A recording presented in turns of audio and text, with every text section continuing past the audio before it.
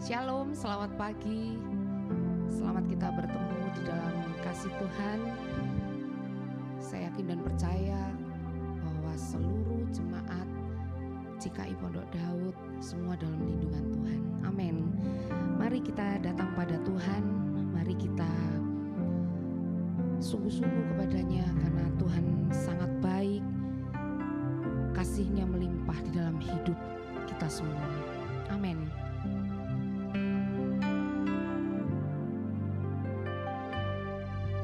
Bapa,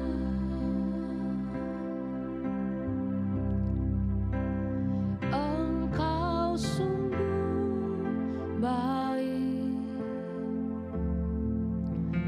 kasih-Mu melimpah di hidupku.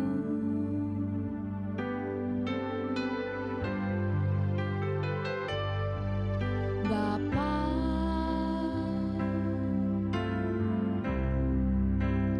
ku berterima kasih, berkat-Mu hari ini yang Kau sediakan bagiku. Naikkan syukurku buat hari yang Kau beri. Tak habis-habisnya kasih dan rahmat-Mu,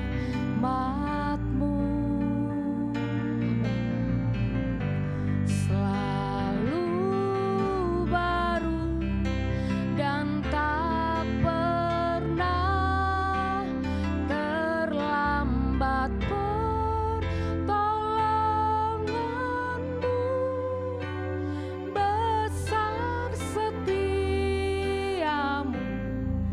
di sepanjang hidupku. Ku naikkan syukur, ku naikkan syukurku buat hari yang Kau beri. Tak habis-habisnya kasih dan rahmat-Mu, selalu baru dan tak pernah terlambat. Pertolongan-Mu besar, setia-Mu di sepanjang hidupku. Besar setia-Mu, besar setia-Mu di sepanjang hidupku. Sekali lagi, besar setia-Mu, besar setia-Mu di sepanjang hidupku.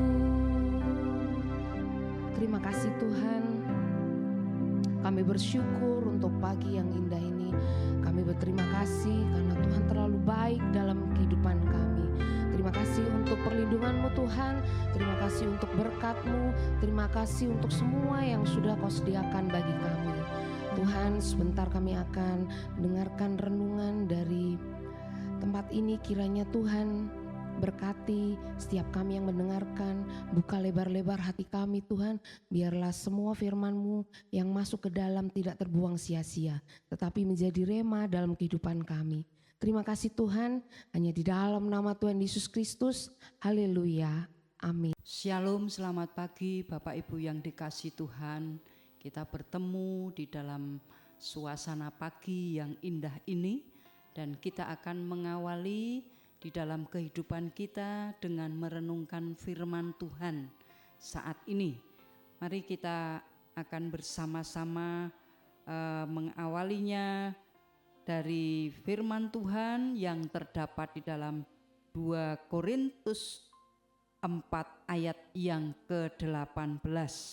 2 Korintus 4 ayat yang ke-18. Firman Tuhan di pagi hari ini, sebab kami tidak memperhatikan yang kelihatan, melainkan yang tak kelihatan.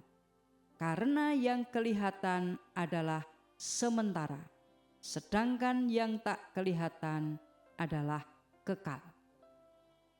Bapak, Ibu, dan saudara-saudara yang dikasihi Tuhan, mari kita membiarkan hidup kita untuk bercermin bagaimana kalau kita ini memiliki iman kepada Tuhan. Karena manusia itu seringkali di dalam menilai segala sesuatu itu memulai dari pandangan mata. Dari pandangan mata kemudian disampaikan ke dalam pikiran dan selanjutnya hati yang berbicara dan jadilah sebuah tindakan. Dari mata turun ke hati. Biasanya pasti berkisar tentang hal-hal yang lahiriah, yang jasmaniah. Seperti halnya yang dialami oleh Hawa pada saat itu di Taman Eden. Ia melihat, dia terkesima, kemudian jatuh hati serta bertindak. Dia melihat bagaimana buah kehidupan yang dia lihat itu adalah sesuatu yang menarik, terkesima, dan akhirnya bertindak untuk memakannya. Sebuah tindakan karena memperhatikan yang kelihatan. Tetapi seringkali kita melihat dari yang kelihatan itulah membuat orang jatuh di dalam pencobaan. Nah, Bapak Ibu yang dikasihi Tuhan, di dalam Matius 26 ayat yang ke-41, di sana dikatakan, berjaga-jagalah dan berdoalah supaya kamu jangan jatuh ke dalam pencobaan. Roh memang penurut, tetapi daging lemah. Artinya, kedagingan manusia masih belum kuat untuk menghadapi segala sesuatu, segala godaan yang ada di dunia ini. Dan kedagingan ini masih sering mempesona kepada manusia yang justru akhirnya yang kelihatan ini, yang sifatnya sementara itu menjadi sebuah kesia-siaan. Maka yang kelihatan itulah bersifat sementara yang akhirnya membawa sebuah kesia-siaan.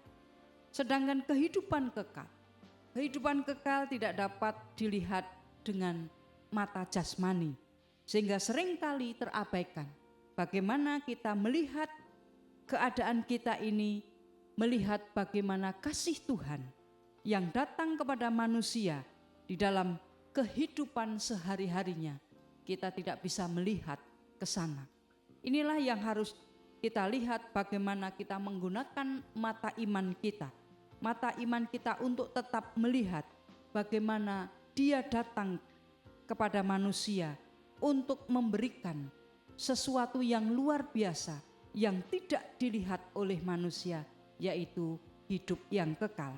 Bapak Ibu yang dikasihi Tuhan, itulah sebabnya firman Tuhan mengatakan bahwa hidup kita ini adalah hidup karena percaya, bukan karena melihat.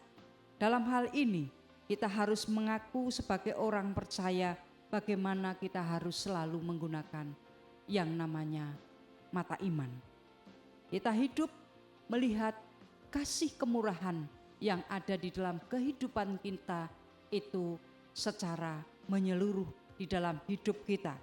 Apa yang kita ini alami, apa yang kita ini terima adalah karena kemurahan Tuhan, dan Tuhan sendiri di situ menyatakan kasih di dalam kemurahannya. Kalau kita melihat di dunia ini, bagaimana hidup di dunia ini yang penuh dengan tantangan. Kita kalau melihat hanya secara jasmani kedagingan kita, sering membawa kita itu kepada keputusasaan, kekhawatiran, ketakutan. Tetapi kalau kita menggunakan mata iman kita akan melihat segala sesuatu yang kita terima, kita alami, kita jalani. Di situ, di balik semua yang kita terima, kita alami itu, ada sesuatu yang indah yang bisa kita lihat. Itulah cara pandang kita dengan mata iman. Bapak Ibu yang dikasihi Tuhan, namun aku hidup, tetapi bukan lagi aku sendiri yang hidup, melainkan Kristus yang hidup di dalam aku. Dan hidupku yang kuhidupi sekarang di dalam daging adalah hidup oleh iman dalam Anak Allah yang telah mengasihi aku dan menyerahkan dirinya untuk aku. Inilah kita melihat kasih Tuhan yang luar biasa dengan mata iman kita. Dan kalau kita menggunakan mata iman kita adalah satu karya, yaitu pribadi Tuhan sendiri melalui Roh Kudus. Melalui Roh Kudus akan memampukan di dalam kehidupan kita melihat dengan cara pandang yang berbeda. Tidak hanya yang kelihatan, tetapi kita melihat kasih Allah, penyertaan Allah di dalam hidup kita dengan mata iman kita. Karena dengan percaya kepada Tuhan, dengan percaya di dalam Yesus Kristus, disitulah hal yang luar biasa akan kita terima. Kekekalan itu ada dan kasih Allah itu sudah kita terima di dalam kehidupan kita hari lepas hari. Itu adalah karya Roh Kudus. Maka dari itu, Bapak, Ibu, dan saudara-saudara yang dikasihi Tuhan, mari kita memandang segala perkara, segala yang kita alami itu dengan mata iman kita. Percaya bahwa Tuhan punya rencana yang indah. Tuhan punya otoritas atas hidup kita. Tuhan sendiri yang mengcover di dalam segala aspek hidup kita. Kalau kita bisa melihat ke sana, mata iman kita akan terbuka.